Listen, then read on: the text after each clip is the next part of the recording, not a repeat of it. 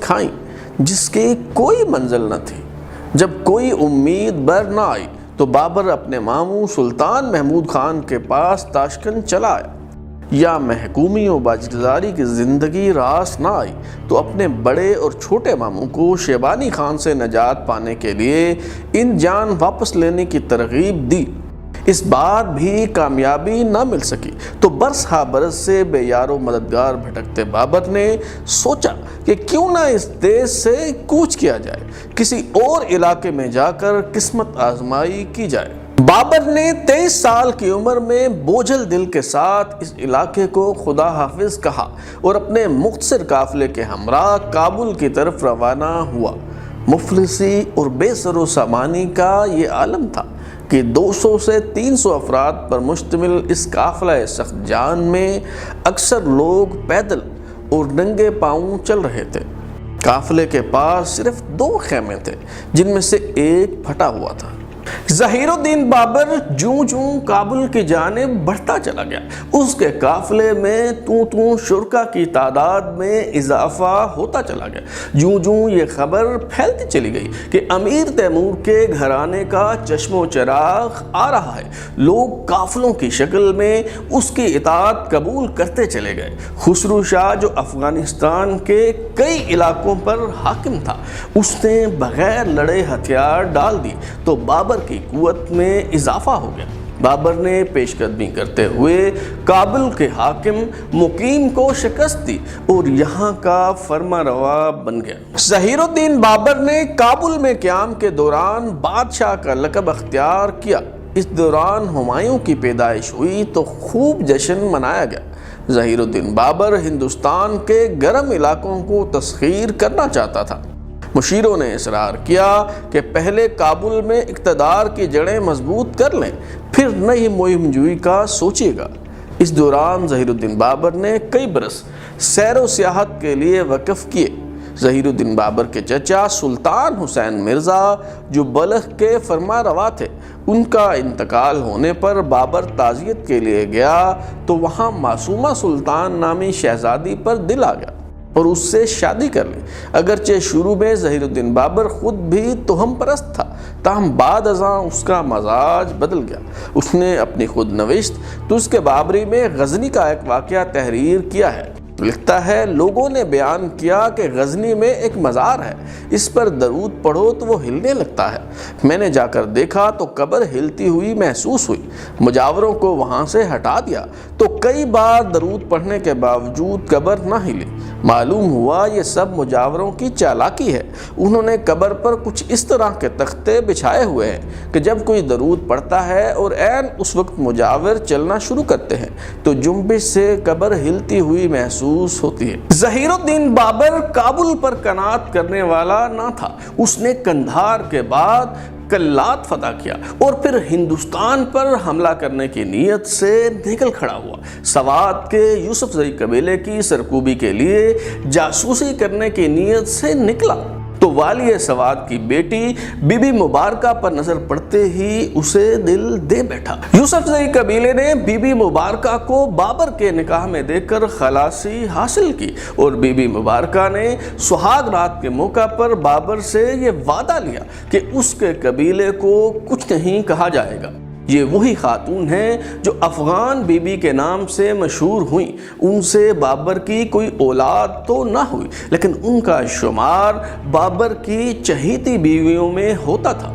ہندوستان کی پہلی مہم جوئی کے دوران بابر نے اپنے آباء و اجداد کی ظالمانہ روایات کے مطابق خیبر، پشاور اور پھر بنوں سمیت کئی شہروں میں انسانی کھوپڑیوں کے مینار تعمیر کروائے۔ ظہیر الدین بابر کا لشکر بنوں سے ہوتا ہوا ان علاقوں میں داخل ہوا جو اب جنوبی پنجاب کا حصہ ہیں اور پیش قدمی کرتا ہوا ملتان کے قریب جا پہنچا۔ ظہیر الدین بابر کے مطابق ان علاقوں میں مویشی ہی لوگوں کی متاع کل ہوا کرتے تھے۔ ظہیر الدین بابر کے سپاہیوں نے اس قدر لوٹ مار کی کہ ایک ایک سپاہی 300 سے 400 گائے اور بھینسوں کے ریوڑ کا مالک بن گیا۔ کابل سے بعض بری خبریں موصول ہوئیں تو بابر کو یہ مہم جوئی ادھوری چھوڑ کر واپس لوٹنا پڑا۔ ظہیر الدین بابر نے ہندوستان پر دوسری بار حملہ کرنے کی نیت سے پیش قدمی کی تو براول کے علاقے سے موجودہ پاکستان میں داخل ہو کر باجوڑ کو فتح کیا اور پھر پنجاب میں گھس کر بھیرا، خوشاب اور دریائے چناب کے آس پاس کے علاقے فتح کر لیے۔ دوسری مہم جوئی کے دوران ہی جب بابر کا لشکر بھیرا کے مقام پر خیمہ زد تھا تو بابر کے ہاں ایک اور بیٹے کی پیدائش ہوئی۔ چونکہ یہ بچہ تسخیر ہندوستان کی مہم کے دوران پیدا ہوا، اس لیے اس کا نام ہندل رکھا گیا۔ بیٹے کی پیدائش پر بابر نے شراب نوشی کی محفل برپا کی اور تب تک ہاتھ نہ روکا جب تک سب نشے میں دھت نہ ہو گئے۔ اس موقع پر ظہیر الدین بابر کے عدل و انصاف سے متعلق ایک واقعہ بھی بہت مشہور ہوا۔ بھیرا کے علاقے میں بابر کے بعض سپاہیوں نے لوٹ مار کی۔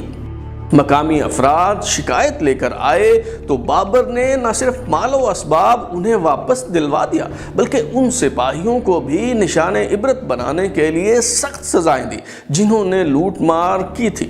کسی کی ناک کٹوا دی تو کسی کو سزائے موت دی گئی۔ ان دنوں لاہور پر دولت خان والتاتار خان یوسف خیل حاکم تھا۔ یہاں سے بابر نے دولت خان حاکم لاہور اور دلی کے فرمانروا سلطان ابراہیم لودھی کو خطوط لکھے۔ دولت خان نے بابر خان کے ان خطوط کو چندہ اہمیت نہ دی اور بابر کے پیغام رساں کو بھی نظر انداز کیا تو بابر نے دل کی بھڑاس نکالنے کے لیے پشتونوں سے متعلق نہایت قابل اعتراض باتیں لکھی۔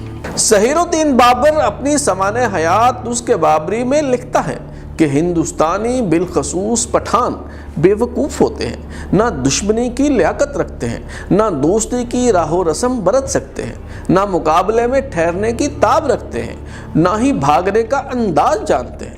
ہمارے ایلچی کو دولت خان نے کئی دن تک لاہور میں ٹھہرائے رکھا، نہ تو خود اس سے ملاقات کی اور نہ اس کو سلطان ابراہیم لودھی کے پاس بھیجا۔ اس بیچارے کی جب کسی نے بات نہ پوچھی اور کوئی جواب نہ ملا تو وہ کچھ دن بعد کابل واپس لوٹ آیا۔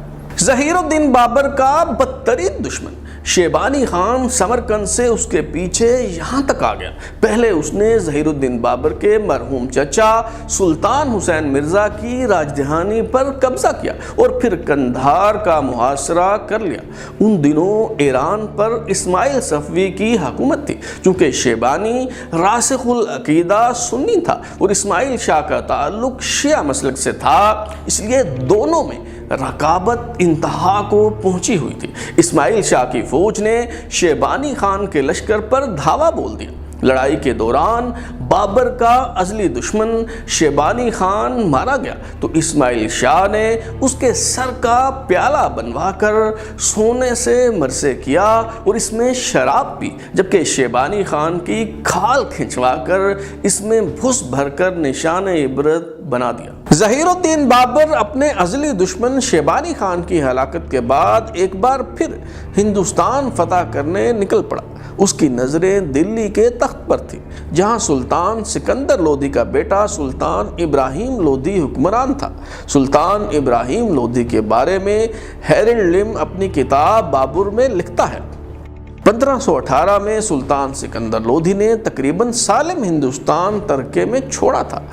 اس کی سلطنت کی حدیں دریائے گنگا سے سندھ تک پھیلی ہوئی تھی، مگر ابراہیم لودھی جو ایک لائق باپ کا تنگ دل اور حریص بیٹا تھا، اس نے سلطنت کا زیادہ تر حصہ کھو دیا۔ عالم خان کا بھتیجا دولت خان جو سلطان ابراہیم لودھی کی طرف سے پنجاب کا صوبہ دار اور لاہور کا حاکم تھا، وہ پہلے ظہیر الدین بابر کا حلیف اور پھر حریف ہو گیا۔ عالم خان نے ظہیر الدین بابر اور سلطان ابراہیم لودھی دونوں کو دھوکہ دیا۔ پہلے ابراہیم لودھی سے شکست کھائی اور جب ظہیر الدین بابر تیسری مہم جوئی کے دوران دریائے جہلم اور پھر دریائے چناب کو عبور کر کے سیال کوٹ کے قریب پسرور میں خیمہ نشین ہوا تو عالم خان اور دولت خان کی فوج نے لاہور میں راوی کنارے ڈیرے ڈال رکھے تھے۔